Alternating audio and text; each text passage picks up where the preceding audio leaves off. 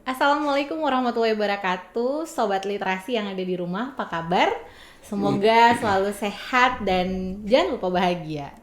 Oke, sebelum kita masuk ke acara kita hari ini, jangan lupa untuk like, subscribe, komen, dan share di podcast Literasi Sulawesi Utara. Hari ini Dila lumayan deg-degan karena teman bicaranya itu spesial banget, teman-teman Sobat Literasi. Beliau ini kita hadirkan langsung dari ibu kota ya Pak ya, yang bentar lagi nggak jadi ibu kota. Kayak Bapak Jadi Haris jadi Iskandar. daerah. Jadi daerah ya Pak ya. Bapak Haris Iskandar PhD. Salam Bapak, apa kabar? Alhamdulillah. Baik. Alhamdulillah baik. Cerah banget Pak hari ini. Ya. Sesuai cuaca ya Pak ya. Ya. Alhamdulillah. Pak, hari ini judul kita teman-teman Sobat Literasi adalah Sekolah Adiwiyata. Sebelumnya Dila mau memperkenalkan dulu. Pak Haris ini adalah dulu pernah menjadi di tahun 1986 sampai 1997 itu sebagai dosen FMIPA di UT, kemudian juga pernah menjadi konsultan di World Bank, kemudian juga Pimpro, dan beberapa tahun kebelakang ini sempat menjadi Sesditjen Dikti Kemendikbud, Direktur Pembinaan SMA Kemendikbud, dan kemarin juga di tahun 2015 sampai tahun 2020 sebagai Dirjen PAUD dan Dikmas Kementerian Pendidikan dan Kebudayaan. Dan saat ini sebagai Widya Prada Ahli Utama Kementerian Pendidikan dan Kebudayaan Ristek dari 2020 sampai sekarang. Kemudian juga Pak Haris sendiri seorang agronomi sebenarnya ya Pak ya. By training ya. Ya. S1-nya di Institut Pertanian Bogor dan S2, S3-nya di Syracuse University. Syracuse University. Iya, mohon maaf aku pronunciation saya di New York ya. Oke, teman-teman, itu di tahun 1990 sampai 1994 ya Pak ya. Betul. Masya Allah. Terima kasih banyak loh Bapak sudah hadir ke sini. Akhirnya ya Pak, dari zaman kapan ya Dila pengen banget ngundang Bapak, tapi baru kali ini akhirnya kesampaian. Terima kasih sekali lagi Pak. Judul kita kali ini adalah teman-teman Sobat Literasi adalah yang saya Dila bilang tadi adalah Sekolah Adiwiyata. Kerap juga disebut sebagai Green School ya Pak ya. Oke. Pak, sebelum Dila mau masuk nih di pertanyaan itu, tujuan kesini tuh apa sih Pak? Ke Manado gitu Pak, jauh-jauh dari Jakarta ke Manado itu punya misi apa Pak? Cielah misi.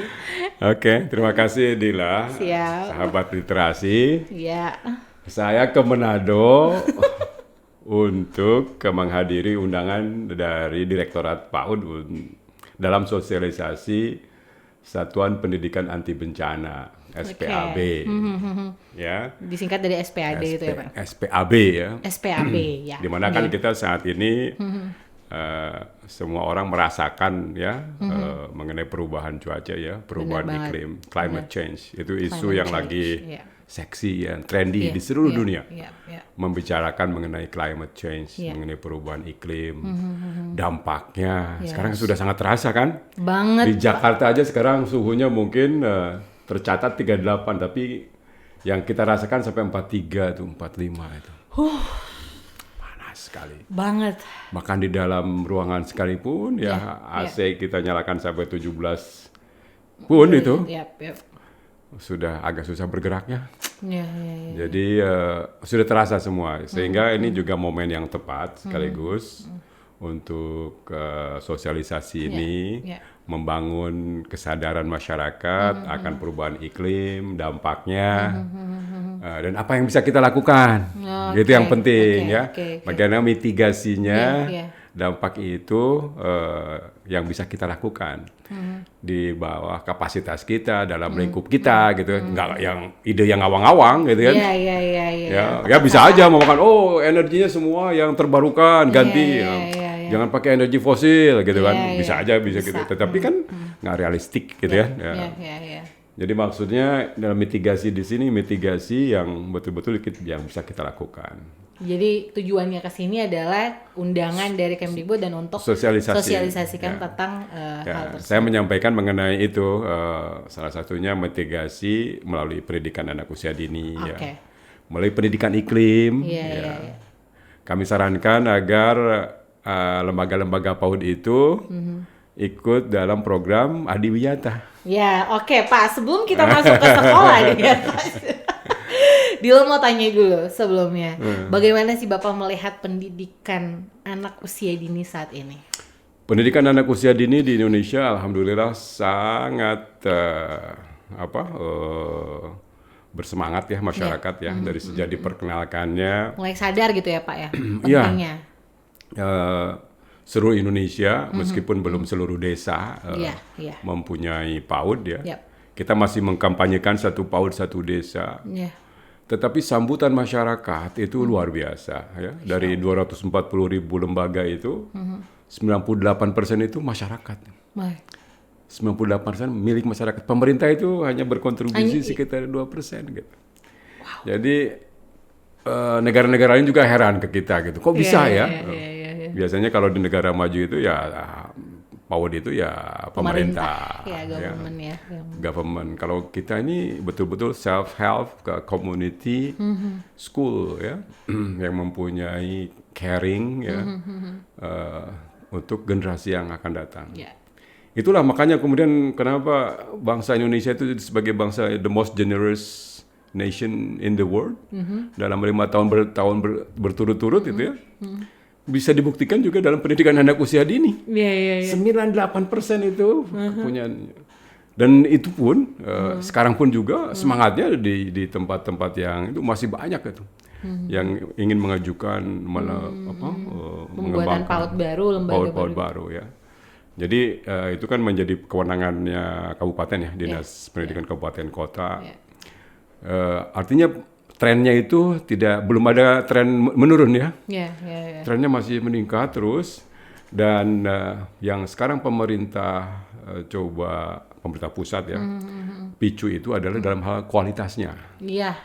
Jadi PAUD yang berkualitas, bukan hanya sekedar bikin PAUD, tetapi yang berkualitas.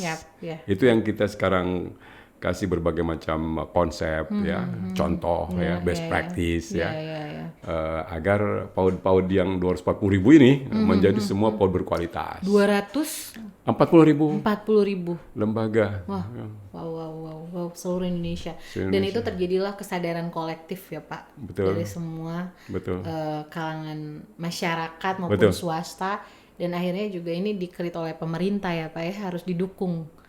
Dengan namanya tadi apa Pak? PAUD yang berkualitas. Ciri-ciri PAUD berkualitas itu seperti apa sih Pak? PAUD berkualitas ya tentu saja inputnya, tenaga pendidik dan tenaga kependidikannya itu yang berkualifikasi, berkompeten dan juga berkinerja. Ya, karena hampir sebagian besar dari urusan pendidikan di anak usia dini itu ada di bapak ibu gurunya. Jadi antara pendidikan anak usia dini yang bermutu dengan guru bermutu itu seperti kepala dengan pundak. Dekat sekali. Lain umpamakan kalau kita bandingkan dengan jenjang di pendidikan tinggi ya. Jenjang di pendidikan tinggi barangkali jaraknya agak lebar. Karena mahasiswa sudah mandiri belajar, bisa melakukan pendidikan riset sendiri. Tapi jenjang bawahnya, SMA, SMP, SD, apalagi di PAUD, itu antara pendidikan keluarannya, pendidikan yang bermutu dengan si gurunya itu ya dekat sekali, menentukan sekali, sangat menentukan. Itu inputnya.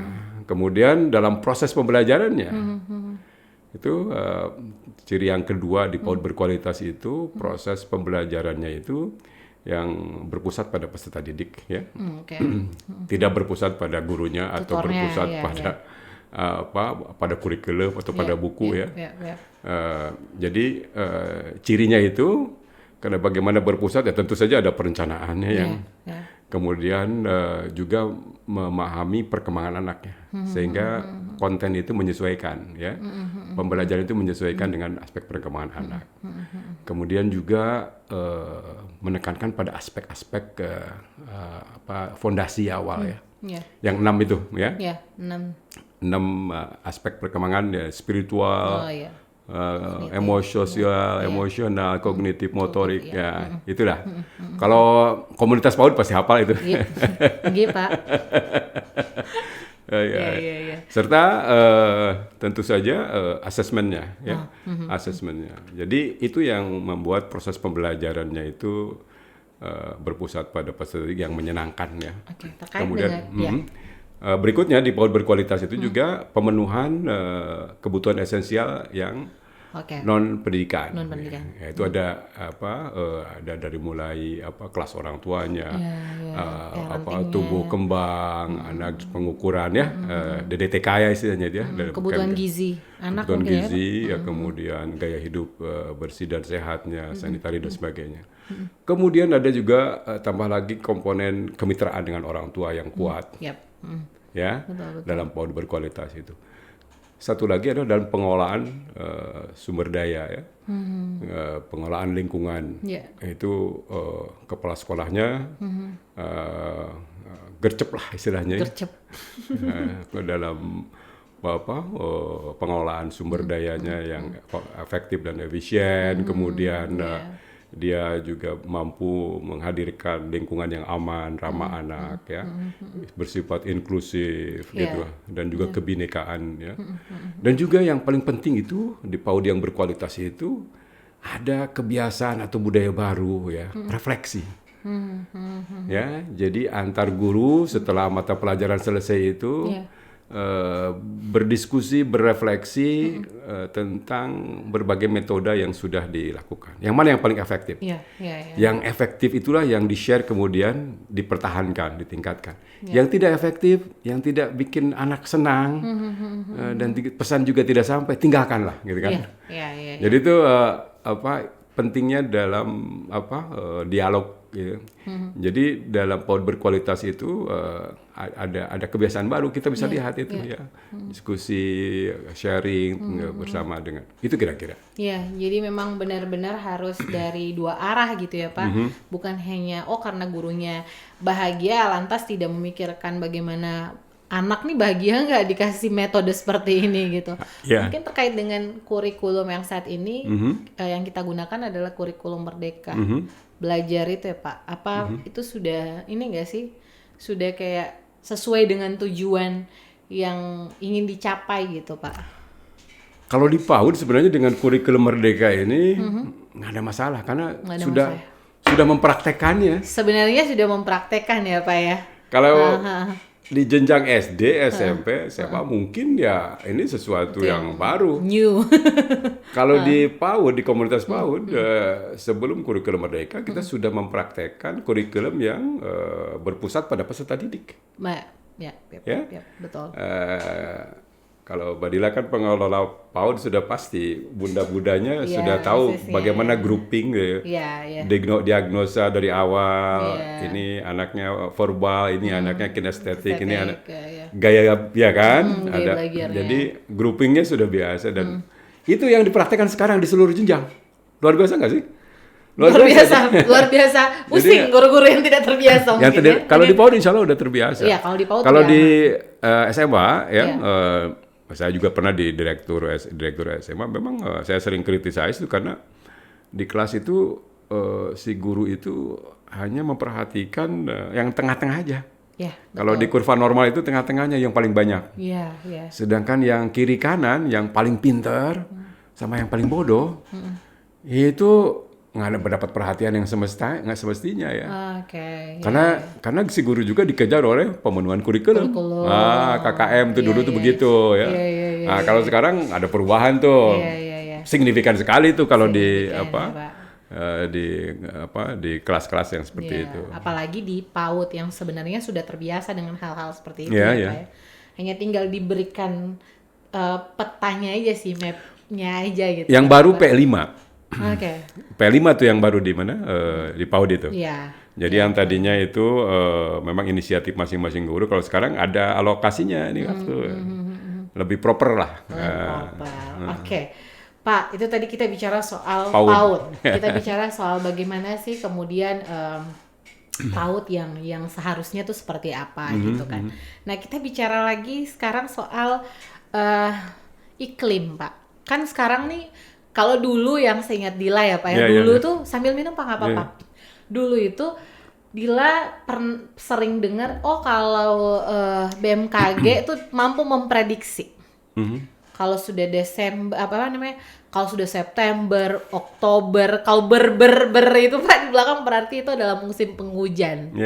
Dulu ya Pak ya, beberapa tahun silam gitu. Tapi kalau sekarang rasanya sudah tidak worth it lagi Pak, untuk bahwa kalau di bulan-bulan seperti itu tuh akan ada musim penghujan. Rasanya kok sekarang malah di Jawa misalnya, tadi dia udah sempat dengar berita. Di Jogja itu atau di Jawa Tengah itu masih terjadi musim kemarau gitu, yang apalagi kering, nggak ada air. Iya, yang tidak ada air ya, Masya Allah ya Pak ya.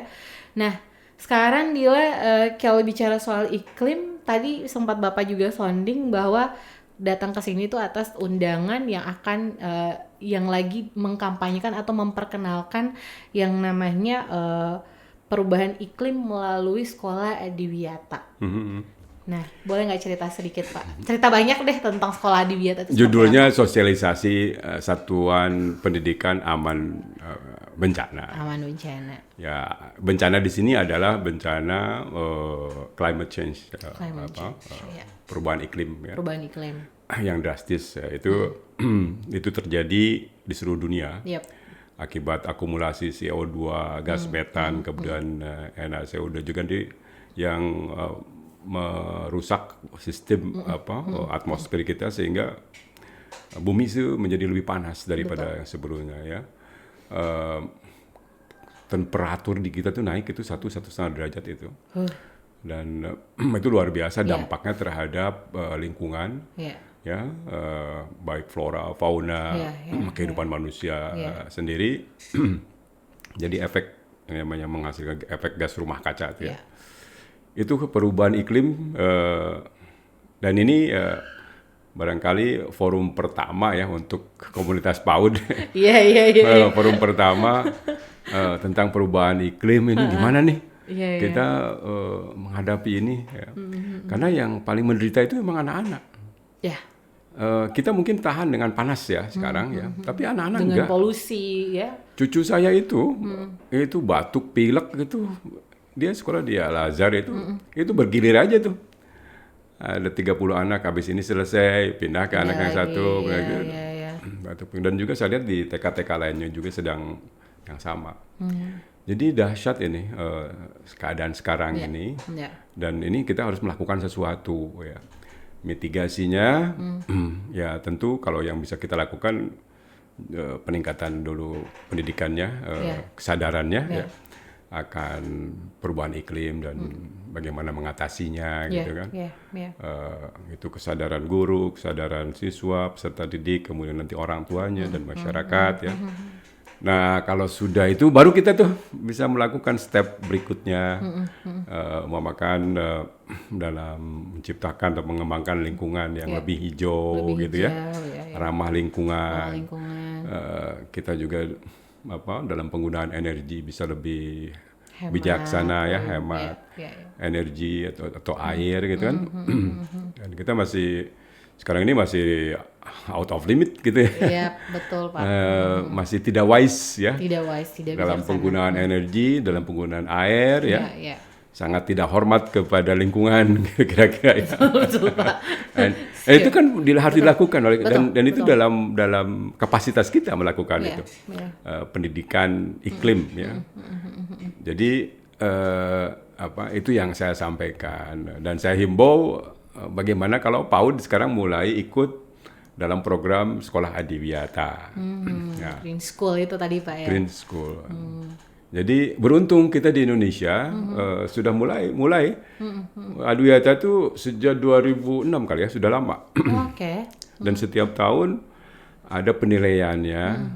Jadi Adiwiyata itu program yang dikembangkan oleh KLH dengan Kemdikbud ya. Program bersama ya. Sekolah Adiwiyata SD, SMP, SMA, SMK itu tiap tahun ada Penghargaan, ya ada penghargaannya. Jadi ada 4 kriteria di situ untuk penilaian adiwiyata tuh. Yang satu tuh mengenai kebijakan sekolah yang berwawasan lingkungan. Yang kedua pelaksanaan kurikulumnya ya. Jadi mengenai lingkungan tuh masuk ke dalam kurikulum ya.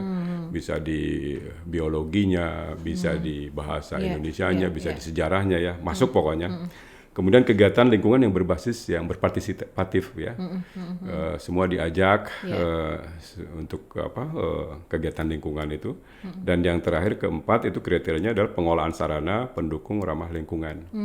Jadi kalau di sekolah-sekolah adiwiyata biasa ada 3R ya, reuse, reduce, recycle, pengolahan sampah, ekoenzim, tanaman organik dan sebagainya. Itu memberikan contoh kepada anak-anak. Sekaligus praktek dan diharapkan itu kemudian juga dibawa ke rumah, di rumah juga makanya mereka mempraktekkan gitu kan. Jadi habit jadinya gitu ya Pak ya. Habit. Jadi itu adiwiyata. Yang mana sudah berjalan dan insya Allah kalau nanti bisa didorong PAUD juga ikut ya. Kalau untuk di jenjang pendidikan tinggi kita mempunyai UI Green Metric. Ya, itu semacam ranking universitas sedunia yang diinisiatif oleh Universitas Indonesia, namanya The UI Green Metric. Sekarang membernya ada sekitar 1000-an lebih ya, universitas dunia yang ikut dalam partisipasi dalam program itu. Nah, kita udah ada tuh, ya. Tapi kan nggak cukup, nggak cukup ya. Di satuan kita sudah ada beberapa program yang bisa dikembangkan. Nah, Pemda juga kita harapkan mewujudkan, mengembangkan ekosistemnya.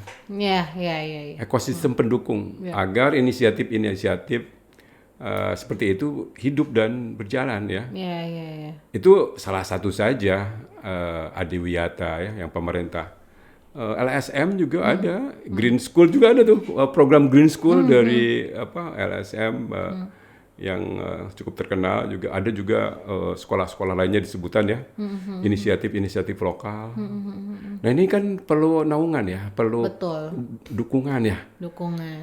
Dana juga penting dong. Betul Pak. Pemda dan juga di level pemerintah pusat juga perlu semacam ada regulatory framework-nya. Pendanaan ya. Kita belum ada sekarang peraturan khusus mengenai perubahan iklim ini ya.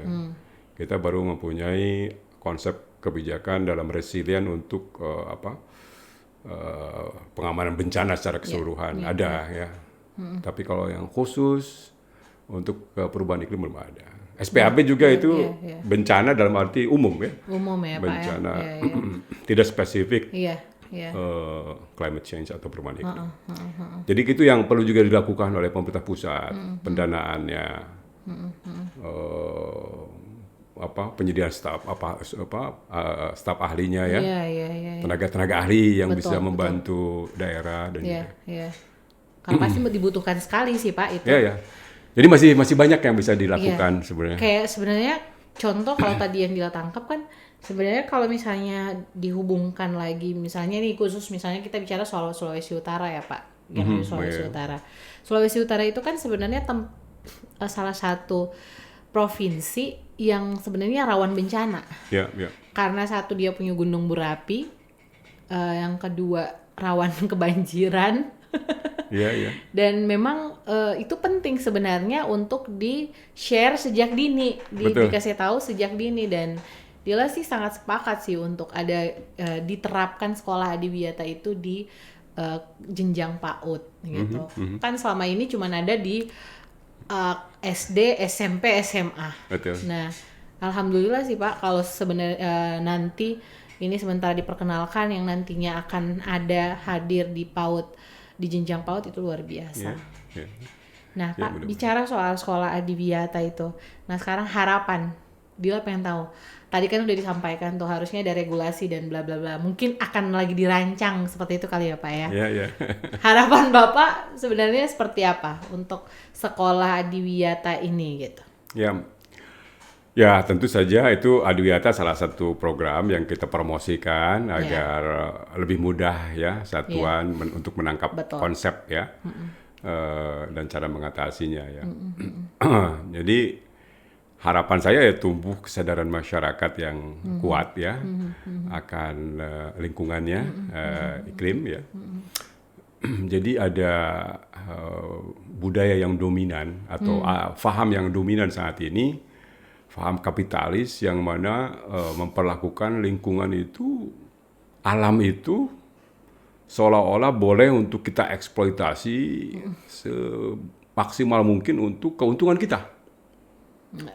Itu sehingga menjadikan ekonomi ekstraktif. Yep. Batu bara, minyak, mineral dan sebagainya itu adalah ekonomi ekstraktif. Yes. Yang merusak lingkungan. Yeah. Pohon ditebang ya dan sebagai deforestasi terjadi. Dan itulah cikal bakal penyebab perubahan iklim sebenarnya itu. Reklamasi. Jadi keterlaluan. Ya, manusia itu rakus ya. Melebihi daripada yang dia butuhkan. Ini pola pikir ini kan sudah masuk ke dalam setiap pikiran orang-orang dewasa. Dan ini kalau dibiarkan ke anak-anak juga akan ikut-ikut itu. Yeah. Anak-anak yang sekarang di sekolah pun juga kan secara tidak sadar kita cara berpikirnya seperti itu. Nah ini harus dirubah total. Jadi kita memandang alam itu bukan seperti itu. Kita harus menjadi perawatnya, menjadi steward karena alam itu fauna, flora itu adalah ciptaan Tuhan sama dengan kita. Jadi kita harus memandang alam itu sebagai saudara gitu. Ya. Dan kita sebagai makhluk yang paling sempurna ciptaan Tuhan, harusnya kan yang lebih dewasa merawat mereka. Gitu kan? Jadi kalau berpikirnya gitu, Pak. Kalau Canun sempat waktu khotbahnya Canun itu menerangkan ya ayam kan belum sempurna, kita udah sempurna. Berarti kakak kita dia tuh ayam itu katanya. Jadi makhluk-makhluk yang belum sempurna itu harus mendapat sentuhan kita untuk merawatinya, memberikan perawatan. Memang demikian logikanya kan? Yang lebih sempurna yang harus memberikan perawatan, ya kan?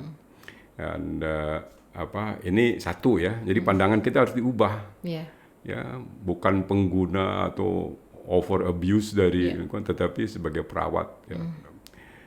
Yang kedua juga kita harus mempunyai keseimbangan dengan alam. Betul. Keseimbangan. Nah kita tuh sekarang tuh tidak seimbang ini. Alam lagi mencari keseimbangan baru ini, ya. Akibat ulah kita, kita sangat seimbang.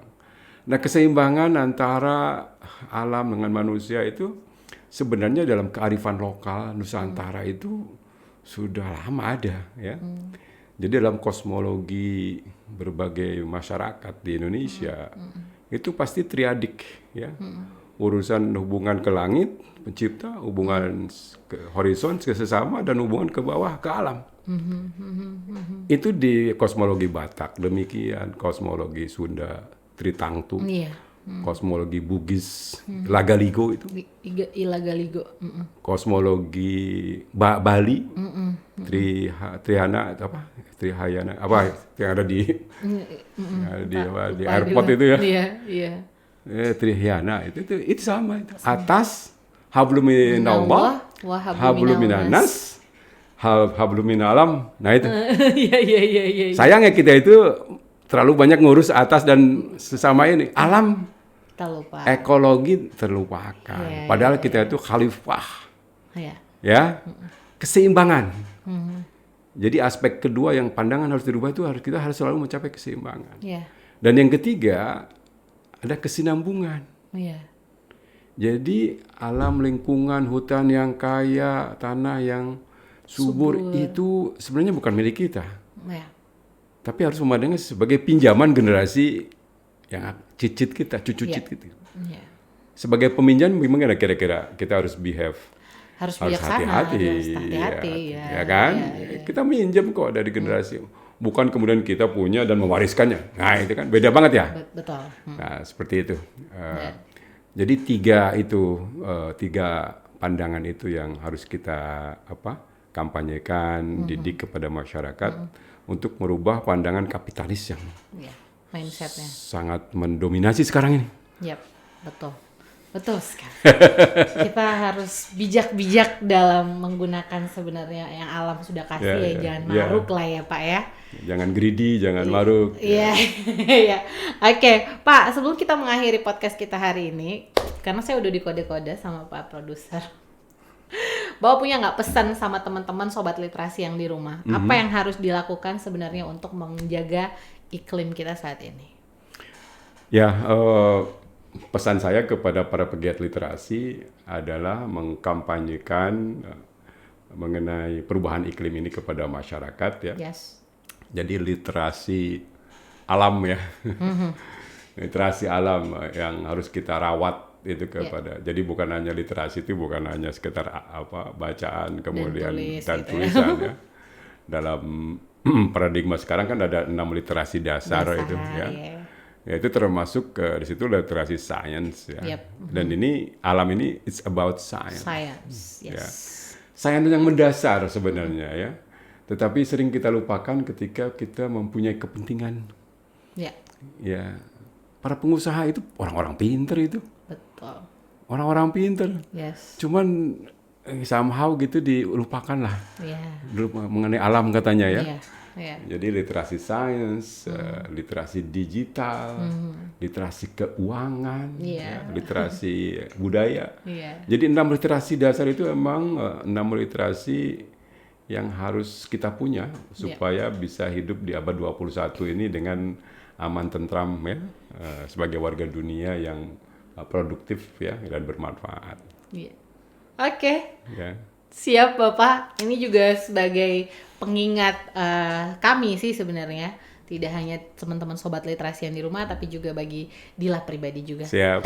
Terima kasih banyak Bapak. Ya, makasih banyak. Thank you so much karena sudah mau mampir di tempat kita yang sederhana ini. Semoga teman-teman sobat literasi, konten-konten kita selalu bermanfaat dan selalu memberikan inspirasi buat teman-teman dan siapapun yang mendengar atau menonton podcast kita di Podcast Literasi Sulawesi Utara.